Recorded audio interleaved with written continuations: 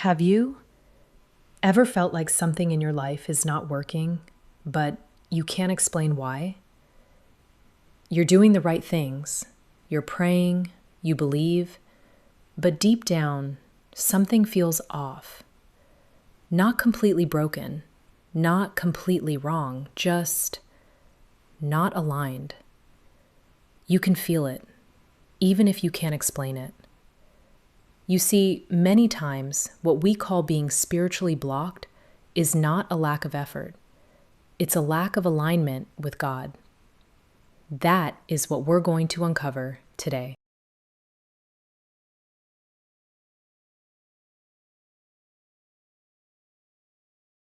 Welcome back. In the last episode, we talked about awareness in presence. We explored the reality that prayer does not begin with words, performance, or effort. It begins when we become aware that God is already present. Awareness teaches us to slow down, to notice, to remain. But awareness is not the final step. Awareness prepares the heart for something deeper. And this is where many people stop without even realizing it. That deeper step is alignment.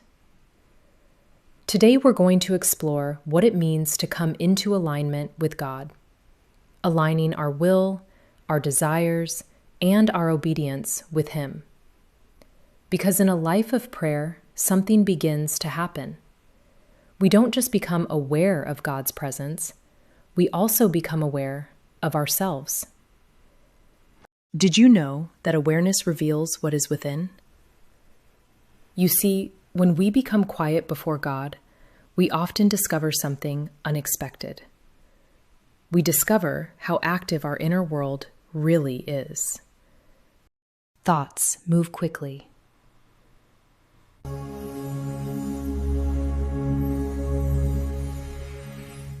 Desires pull us in different directions.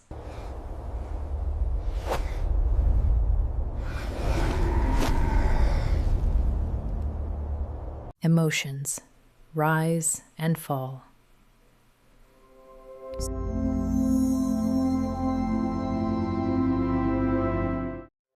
And sometimes we realize that parts of our hearts are not fully aligned with God, even when we don't want to admit it. This is not something to fear, nor to be ashamed of. It is one of the gifts of awareness. It reveals what is happening inside us and shows us where alignment is needed. Once that is done, prayer then becomes a place of honest seeing, honest hearing, honest speaking. So, what is alignment? What does being aligned with God means? Let me illustrate it for you. Being aligned with God is when your life comes into agreement with Him. Your posture becomes, my will agrees with His will. My desires are submitted to His wisdom. My life responds in obedience. It is not about perfection. It is about agreement. You cannot walk in authority if you are not first in agreement with God. Let's take a moment and listen to this heart cry. Search me, O God, and know my heart. Test me and know my anxious thoughts. This prayer is recorded in Psalm 139, 23 to 24. This is not a prayer of performance.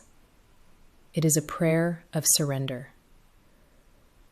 This heart is coming before God, open, willing, and asking for His help. It is inviting God to reveal what is truly happening within. And this is where alignment begins, when we allow God to show us what is really going on inside. Sometimes we discover peace. sometimes resistance, sometimes desires that are not yet surrendered. The goal is not condemnation, only realignment. We bring what we see into His presence, and we surrender it. This is something we grow into with practice. I've created a simple alignment journal for you, something you can use to sit with God and process what's really happening in your heart if you want to begin practicing this for yourself. It's free, and you can download it using the link in the description. And if you haven't already, take a moment to like and subscribe to the channel so you can stay on this journey of growing in your prayer life.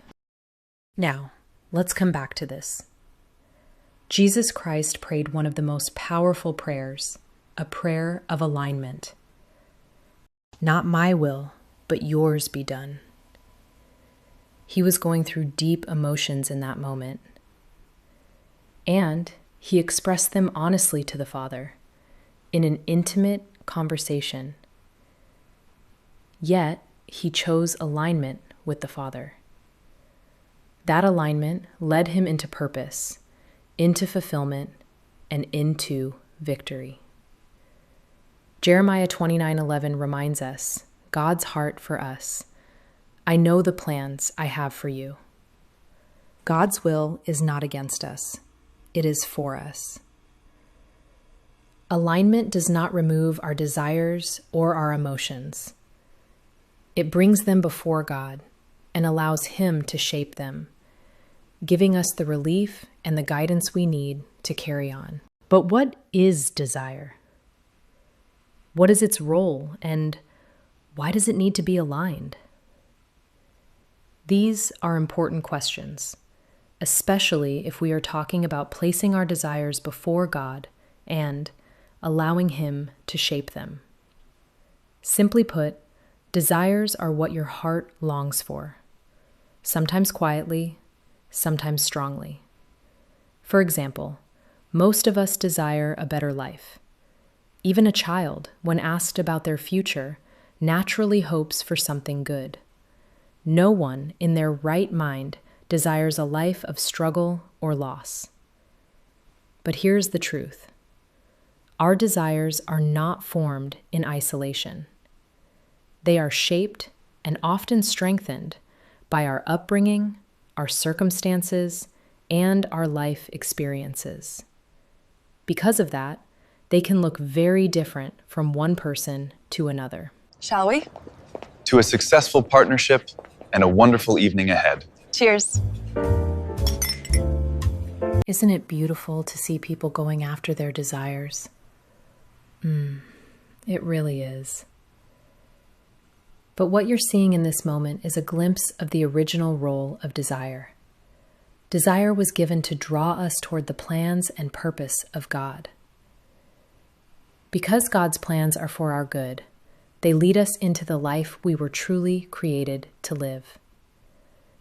But when we are not intentionally walking with God, when that relationship is not active and guiding us, over time, something begins to happen. Those same desires can become blurred, distorted, even redirected. Not because they are wrong in themselves, but because they have been shaped more by life than by God. This is why alignment matters. Because in prayer, God begins to gently reshape and reorder those desires, not by force, but through relationship. And over time, something beautiful happens. We begin to desire what He desires. This is where true transformation begins. Slowly and often quietly, the things that once affected us deeply begin to lose their hold. What once felt impossible starts becoming attainable. The life we thought was for others begins to unfold in our own reality. Even the areas where we felt too far gone, we begin to see restoration. Sarah here, moved from a partnership built in the flesh, which over time created frustration in her life. She was living in a way she believed was aligned with God's will, but in reality, she was going about it the wrong way. God's plans for her had always been prosperity. That was never the issue. The issue was the path she was taking to get there. But the moment she recognized this and chose to become willing and obedient, aligning herself with God's will, everything began to shift. She experienced prosperity and success without the weight of frustration and depression, because now it was God leading her path. Isaiah 1:19 says, "If you are willing and obedient, you will eat the good of the land." Willingness is the alignment of the heart. Obedience is alignment in action. When the heart is truly aligned with God, obedience no longer feels forced. It becomes natural. Love produces alignment. Alignment produces obedience. And obedience deepens relationship. Many people desire spiritual authority. They want breakthrough, power, results. But what many are missing is this: agreement. Authority does not begin with power. It begins with agreement. This is where the disconnect happens. Many try to speak with authority before they've come into agreement and wonder why their prayers are not working, why they see no results. Please, God, I'm begging you, don't take him away. Show me your mercy, Lord, please. My brothers and sisters, if your heart is not aligned, your authority will not be stable. It may sound right, but it won't carry weight. But when? Oh, when you come into agreement with God, something shifts. Your prayers begin to carry weight, because now you are not speaking from yourself. You are speaking with God. Now, let's take a moment to practice what we've been talking about. We're going to practice alignment. Before we begin, take a posture of prayer, whatever feels comfortable to you.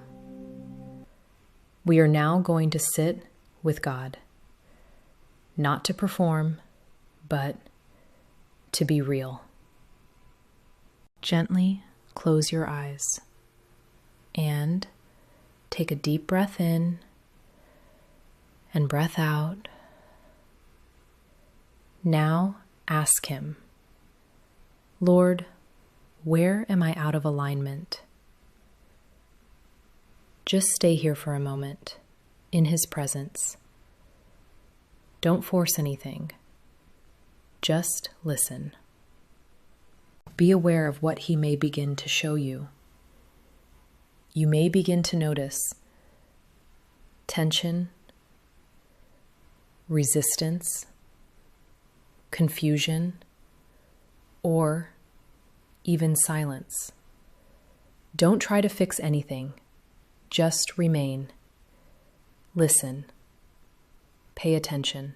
Whatever comes to your heart or mind, bring it to Him. If you feel led to repent, just do it. The key here is not perfection, it's bringing it to Him.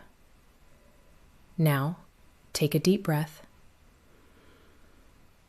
and say, Lord, align my heart with yours. Now stay here, quietly noticing, resting in His presence. Remain there for a while until you begin to feel a release. That release often comes as peace. When you're ready, simply thank Him for being present, for receiving you, and for bringing your heart into alignment. In Jesus Christ's name, amen. This is how you practice alignment. You can return to this anytime you feel out of alignment, overwhelmed, or anxious. Alignment is a process. Becoming aligned is not instant. It is a journey.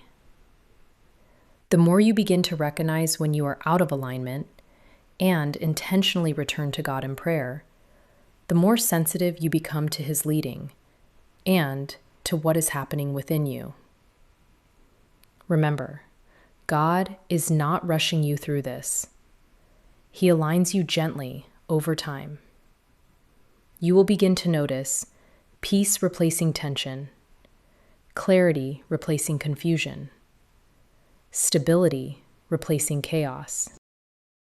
This is a journey. It is something we grow into with practice. The Bible reminds us in 2 Timothy 2:15 to study to show ourselves approved, and in Philippians 4:9 to put into practice what we have received. If we truly want to grow in a dynamic prayer life and begin to see the fruit of it, we must practice the principles God has given us in His Word. So, to support you in this, I've made a simple alignment journal available and a short guided moment you can return to when you need help coming back into alignment. You'll find both in the description. Take your time with this. This is a journey. When the heart is divided, there is tension. But when you come into alignment with God, peace begins to settle in, even when life is uncertain. Like many of you, I did not always understand this. There was a time in my life when everything felt like it was falling apart. Nothing was working, and I couldn't understand why.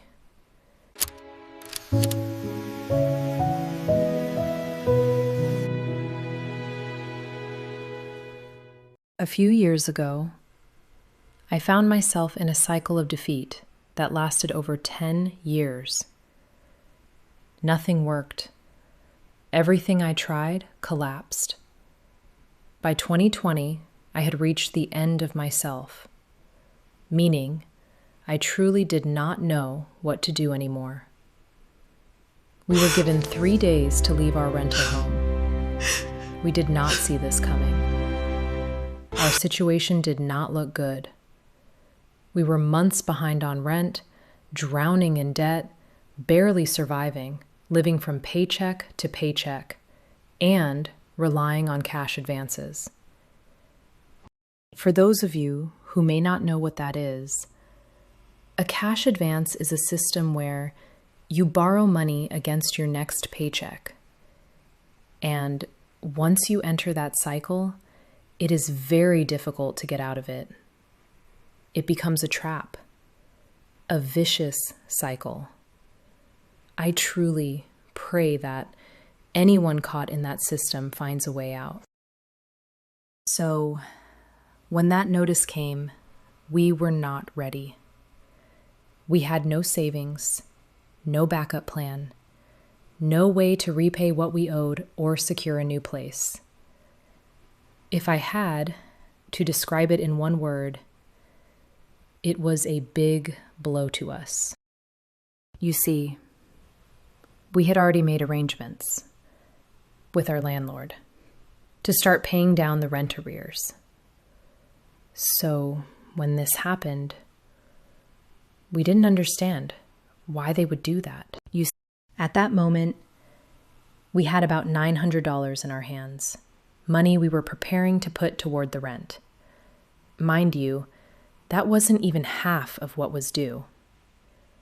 But at least it was something. Since we had nowhere to go, we had to make quick decisions. We decided to use that $900 just to survive until the next paycheck. Our first priority was to secure our belongings. We therefore decided to start by renting a storage unit to put all our belongings in. We could only afford 1 month. And in that moment, I still believed this would pass quickly. After all, I was a child of God. I thought this was just another setback. But I had no idea how much deeper this situation would go.